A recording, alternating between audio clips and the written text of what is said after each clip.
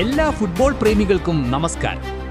ക്രൊയേഷ്യയിലെ റിജേക്കയിൽ വെച്ച് നടന്ന ആവേശകരമായ സൗഹൃദ മത്സരത്തിൽ ബെൽജിയം എതിരില്ലാത്ത 2 ഗോളുകൾക്ക് ക്രൊയേഷ്യയെ തകർത്തുവിട്ടിരിക്കുകയാണ്. അതെ, റെഡ് ഡെവിൾസ് തങ്ങളുടെ കളിമികവ് ഒരിക്കൽ കൂടി തെളിയിച്ചിരിക്കുന്നു.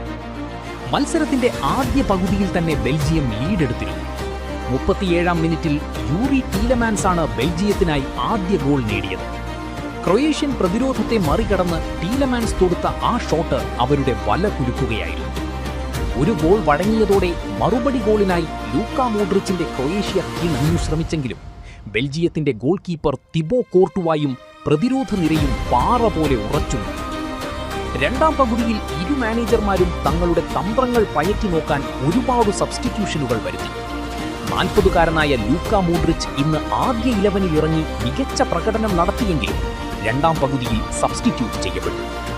കളി അവസാന നിമിഷങ്ങളിലേക്ക് നീങ്ങിയപ്പോൾ ക്രൊയേഷ്യ കളിയിലേക്ക് തിരിച്ചുവരുമെന്ന് തോന്നിച്ചെങ്കിലും ഇഞ്ചുറി ടൈമിൽ സൂപ്പർ സ്ട്രൈക്കർ റൊമേലു ലുക്കാക്കു ബെൽജിയത്തിന്റെ വിജയം ഉറപ്പിച്ച രണ്ടാം ഗോൾ നേടി.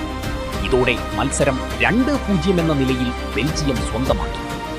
വേൾഡ് കപ്പ് ഗ്രൂപ്പ് സ്റ്റേജിലേക്ക് കടക്കുന്നതിന് മുൻപ് ബെൽജിയത്തിന് ഈ വിജയം നൽകുന്ന ആത്മവിശ്വാസം ചെറുതല്ല. കൂടുതൽ ഫുട്ബോൾ വിശേഷങ്ങളുമായി നമുക്ക് അടുത്ത എപ്പിസോഡിൽ കാണാം.